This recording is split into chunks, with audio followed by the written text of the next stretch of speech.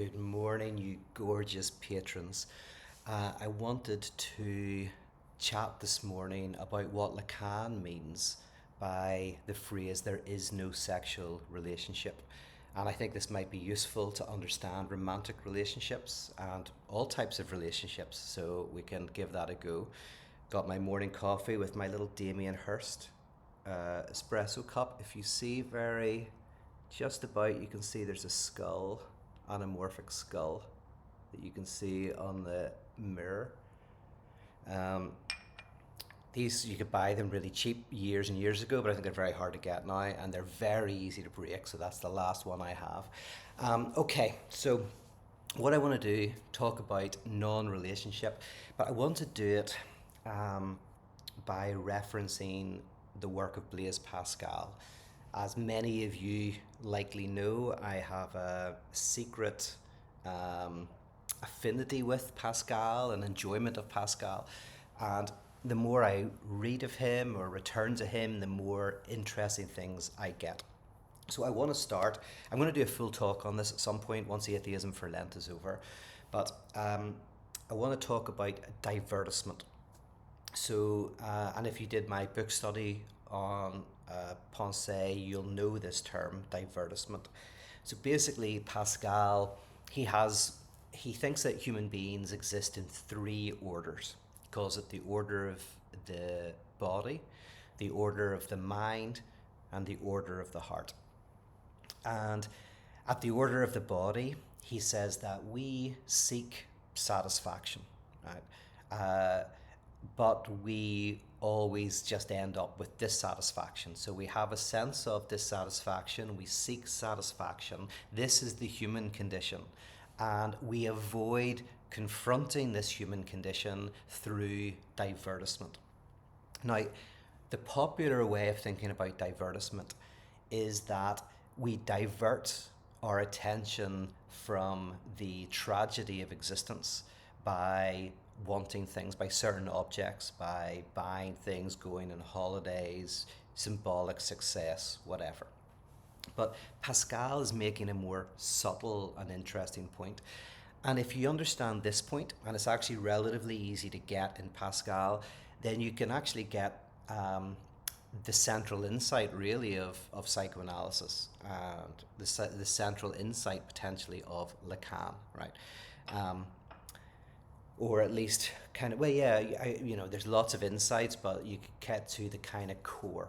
And okay, so what is divertisement really? Well, divertisement is not an object as such.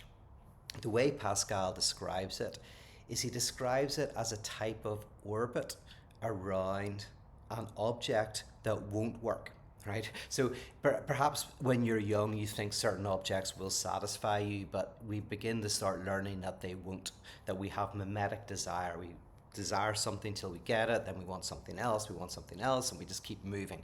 A kid might say, I just want a puppy for Christmas, and if you get me the puppy for Christmas, I won't ever want anything else ever again. That's all my Christmas presents, all rolled into one until I'm an adult. And then you buy them the dog, and within 3 weeks, they're bored of the dog, and you have to drown it in the bath, right? So that's a bad childhood memory. So we think that as we're young, but as we get older, we realize that the puppy is not the thing that will satisfy us and make us happy. Um, so Pascal says what we do is we kind of try to find the right distance from the dissatisfying object to create the illusion that it would be satisfying. I'll say it again in a theoretical way and then I'll give some examples, but it's like we have what can be called ontological dissatisfaction, a fundamental dissatisfaction. So what we do, we're all doing a magic trick. It's like we're all magicians. So what do? We've got this fundamental lack. So what we do is then we find another lack, which is contingent.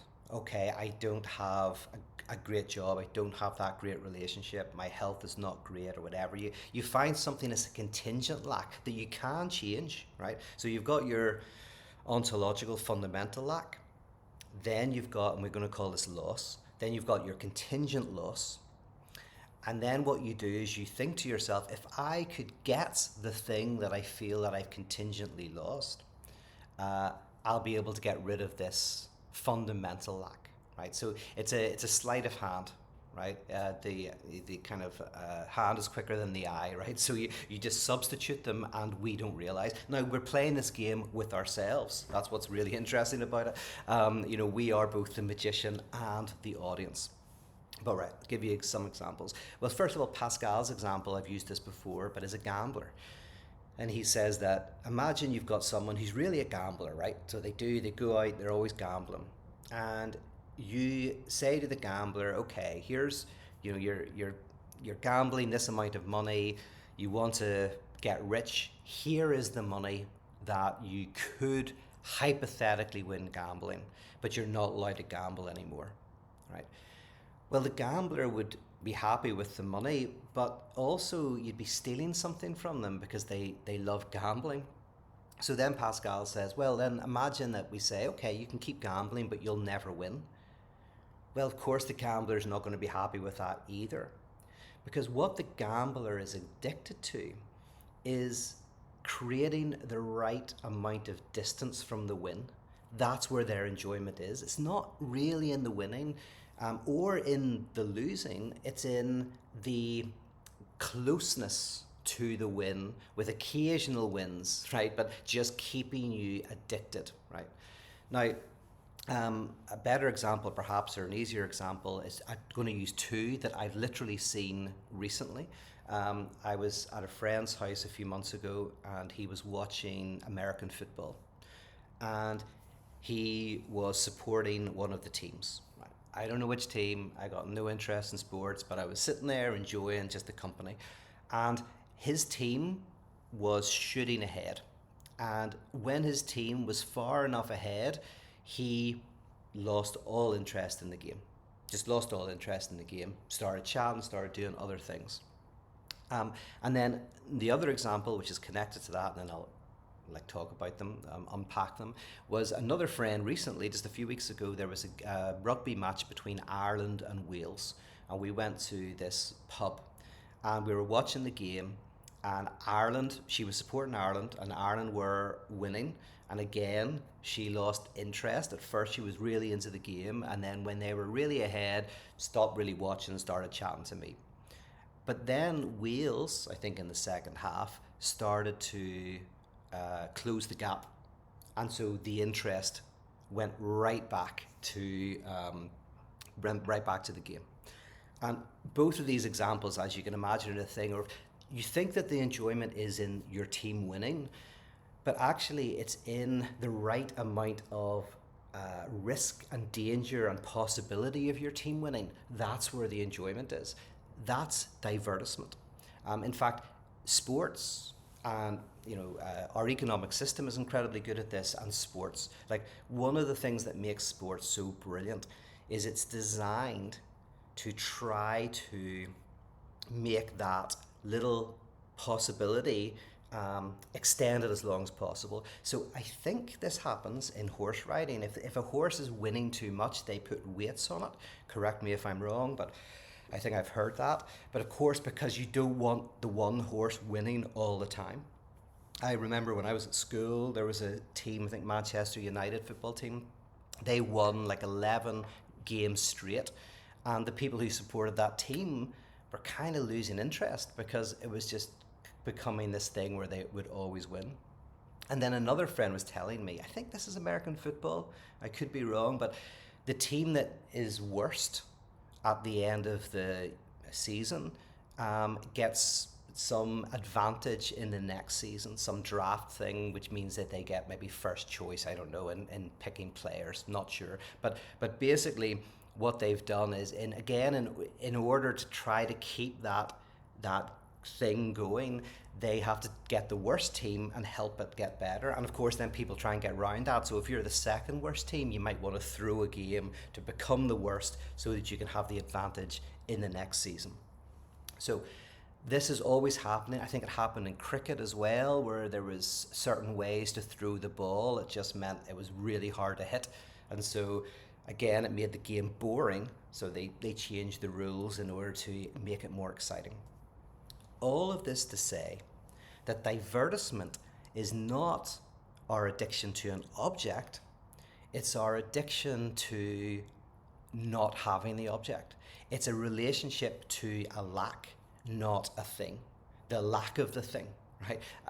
And it's hard for us initially to get our heads around that, but that is central to understanding the unconscious drive, and the work of parotheology, is to understand how the not having is what we attach ourselves to more than the having. This is even my critique of, not just my critique, but critique of like things like object relations, stuff like that. As most therapies is we have this sense in which our problem is how we relate to certain objects. Whereas for Lacan, it's like, no, no, no. What's more fundamental is how we relate to a non object, to something that's missing. Now, two more quick examples. In movies, in Hollywood movies, action movies, a director has to create a scene, a movie, in which you are able to suspend your disbelief and think that the protagonist is really in danger. And that's very, very difficult. You know, if you're directing a James Bond movie, we know that James Bond never loses, right? So, but if that's too obvious, we won't have any interest in the movie. There has to be a suspense and a possibility of the loss in order for us to really get into it and really enjoy it. And so that's the difficulty of doing a, you know, an action movie is creating that enough danger and seeming risk that we suspend our disbelief and start to worry. And if that doesn't happen, as I say, we just get bored. Because what's interesting is not the protagonist winning, it's the protagonist almost losing, the possibility what's going to happen. And that's why the movie always ends when the protagonist wins. It doesn't go on for another hour where they're just sitting around having tea, chatting with their mates, phoning their mum, right? And it's the same with romantic movies. If it's a romance about a couple, will they get together, will they not? If it's obvious they're going to get together, we can't suspend our disbelief, and so we get bored. Now, this is very Pascalian, because say Pascal says we play this game against ourselves. So when you're watching the movie, you know, it's like a horror movie. You get scared, but you know that it's not really, you're not in any danger, right? But you have to have a horror movie that allows you to play the game. And that's what sports do. They allow you to play the game. A romance movie, you have to think, oh, maybe they won't get together, so that you're in the game. And that's what Lacan means by there is no such thing as a sexual relation. Is ironically, either there's two people who aren't in a relationship, right? There's two people in a relationship without any impossibility or lack, and then that will just dissipate. That will just die, right? It'll just die. Either the two people will go off, they'll have affairs, they'll not, whatever. So weirdly, there's either you don't have a relationship, you have a relationship without any obstacle, without any lack, and that's not a relationship either. Or you have a non-relationship, and a non-relationship is that bit in the middle. And romance movies, the non-relationship is in that bit where they're missing each other and they're trying and it's not working and it's all difficult. And the trick is to bring that into your relationship. And in some respects, that's the difference between French romance and English romance in the tradition. So French romance is based on amour courtois, courtly love, right? Which is the idea that a lord and a lady are together without any obstacles, so it's not really a relationship.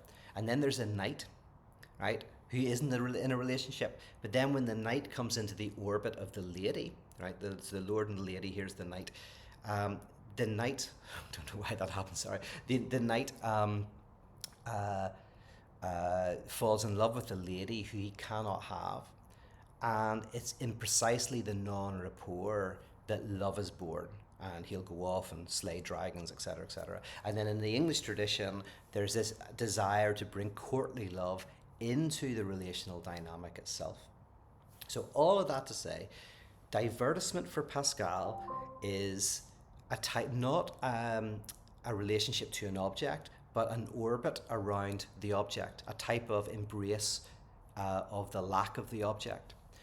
And this covers over the truth that we all know, because we're playing this game with ourselves, that no object is ultimately satisfying. But that's not depressing, right? So the point of this then is not to get rid of your desire, but to rather find satisfaction in your dissatisfaction. And the name for that is drive. Desire is dissatisfying. Drive is where you get satisfaction in the dissatisfaction. Now, we're always in drive. There's always a sense in which we're getting satisfaction out of the non-rapport, the non-relationship. But we don't realize that. We suffer as a result of it. So the challenge is, how can we directly enjoy our enjoyment of our lack of enjoyment? Okay, hope that was clear. Have a great day. I'll be seeing some of you in a few weeks. There's like literally 70, maybe more than 70 people descending. We're going to be on a barge on the River Lagan for 5 days, talking about these kinds of things, listening to music, hanging out together. So join us if you can, but probably too late now. But Spark is coming up, and there's like, I think there's 12 tickets left. I would love you to be there. Check it out on my website. Have a great day. Bye-bye.